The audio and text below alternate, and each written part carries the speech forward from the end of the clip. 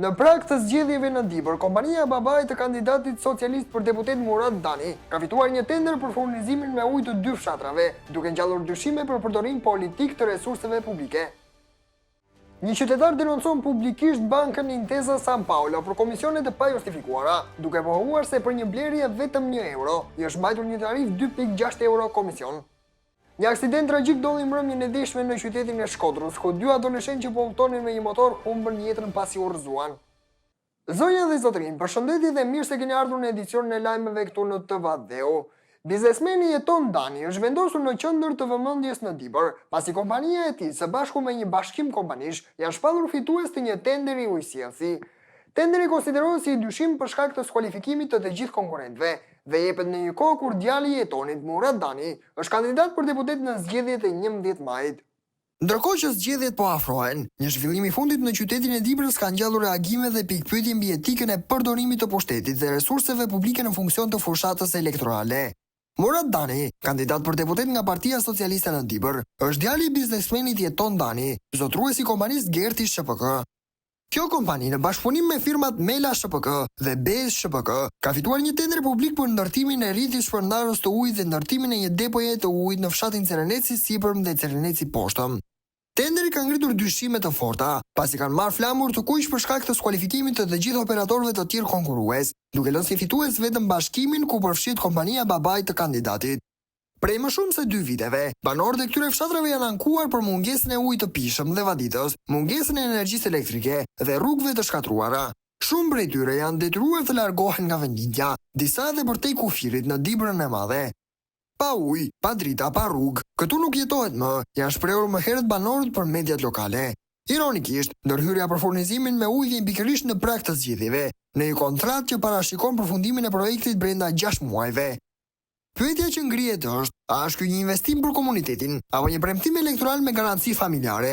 Nëse Murad Dani nuk arrin të sigurojë mandatin e deputetit, a do të rrezikojë projekti të mos realizohet? A do të mbeten sërish banorët pa ujë, si një formë dëshkimi për zgjedhjen e gabuar? Kjo situatë nxit nevojën për transparencë të plotë mbi procedurat e tenderimit, për fshirjen e familjarëve të kandidatit në kontratat publike, si dhe për monitorimin e realizimit të projekteve që prekin drejt për drejt jetën e qytetarëve.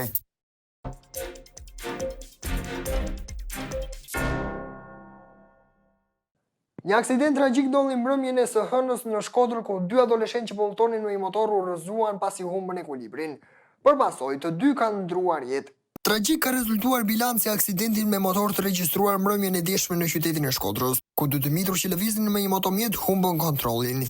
Ishte ora 18:20 e mbrëmjes së të hënës, kur në zonën e njohur si Stom Golem, një 16 vjeçar që drejtonte motomjetin ka humbur kontrollin e drejtimit duke bërë që mjeti të dalë nga rruga. Si pasojë e përplasjes, 16 vjeçari ndroi jetë në vendin e ngjarjes.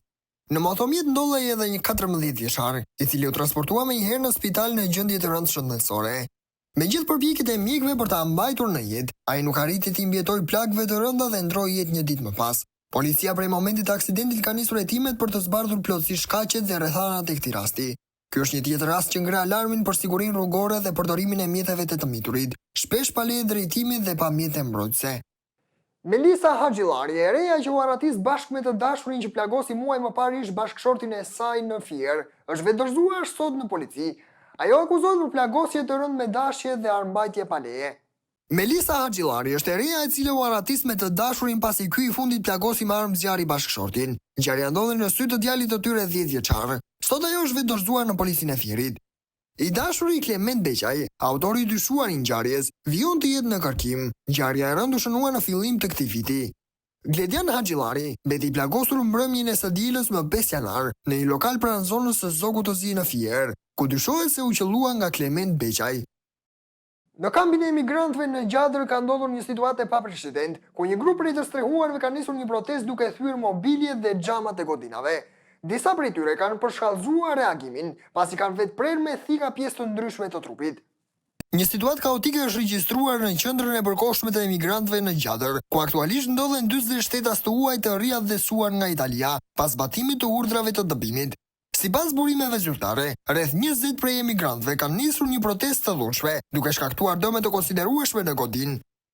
Ata kanë shkatruar mobilet, kanë thyer xhamat, dëmtuar dyshekët dhe plaçkitur ambientet e brendshme të qendrës. Situata u përshkallëzua më tej kur 3 emigrant në shenjë proteste ekstreme u vetë dëmtuan me mjete prerëse. Ata kanë marrë plagë të lehta dhe janë ndihmuar menjëherë nga personeli mjekësor i qendrës. Fatmirësisht, gjendja e tyre shëndetësore nuk paraqet rrezik.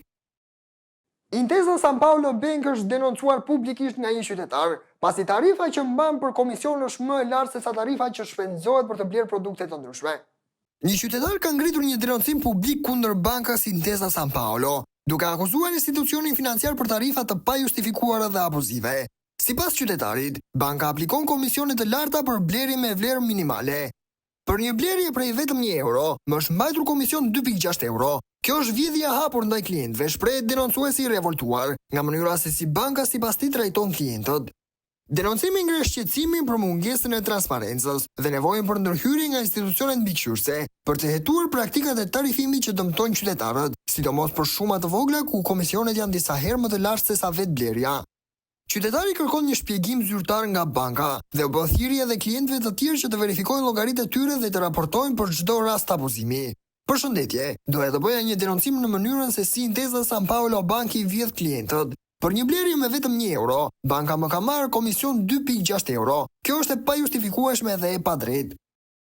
Një studim i Universitetit të Sao Paulo tregon se personat që konsumojnë të paktën 8 gota alkool në javë kanë më shumë rrezik të preken nga dëmtimet në tru dhe vdekjet e parakohshme.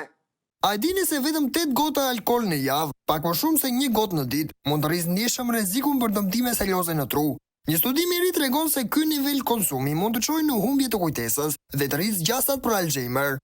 Studiuesit nga Universiteti i Sao Paulos analizuan autopsinë e trurit të 1781 personave të vdekur në moshën mesatare 75 vjeçare, duke përfshirë pyetësor për zakonet e tyre të konsumit të alkoolit. Ata zbuluan se personat që pinin 8 ose më shumë pije në javë kishin 133% më shumë gjasa për të zhvilluar lezione në tru, krahasuar me jo pijatorët. Këto lezione janë shenja arteriosklerozës hialine, një gjendje ku enët e gjakut në tru ngurtësohen dhe pengojnë qarkullimin, duke shkaktuar probleme të rënda mendore. Pijetarët e moderuar deri në 7 gota në javë kishin 60% më shumë rrezik për këto dëmtime, ndërsa ish pijetarët, edhe pas ndërprerjes së alkoolit, kishin 89% më shumë gjasa për dëmtime në tru dhe një rrezik të lartë të zhvillimit të nyje tau, proteina anormale në tru që lidhen me Alzheimerin. Më shqetësuese, pijetarët kronik kishin një gjatësi mesatarisht 13 vite më të shkurtër krahasuar me ata që nuk pinin fare. Pirja e tepërt ka një lidhje të drejtë për drejtë me dëmtimet në tru, që ndikojnë negativisht në kujtesë dhe aftësitë mendore, thot doktor Albert Justo, autori kryesor i studimit. Por dëmet e alkoolit nuk ndalen te truri. Konsumi afatgjat mund të çojë në kancer. Mbi 20.000 amerikanë vdesin çdo vit nga kancerat e lidhur me alkoolin, sëmundje të zemrës, tensionit të lartë, cirozës së mëlçisë, goditje në tru dhe çrregullime mendore, probleme të menjëhershme si helmimi nga alkooli, aksidentet, mbytyjet apo vetvrasjet. Nga 178.000 amerikanë që humbin jetën çdo vit për shkak të alkoolit, 2/3 vdesin nga dëmet kronike të konsumit afatgjat, ndërsa pjesa tjetër nga pirja e tepruar në një rast të vetëm. Për të mbrojtur shëndetin tuaj, zvogëloni konsumin e alkoolit dhe konsultohuni me një mjek për këshilla. Zonja dhe zotrin, ka qenë kjo gjithçka e përgatitur për këtë edicion informativ. Duke ju falenderuar për vëmendjen tuaj, bashkë mirupafshim.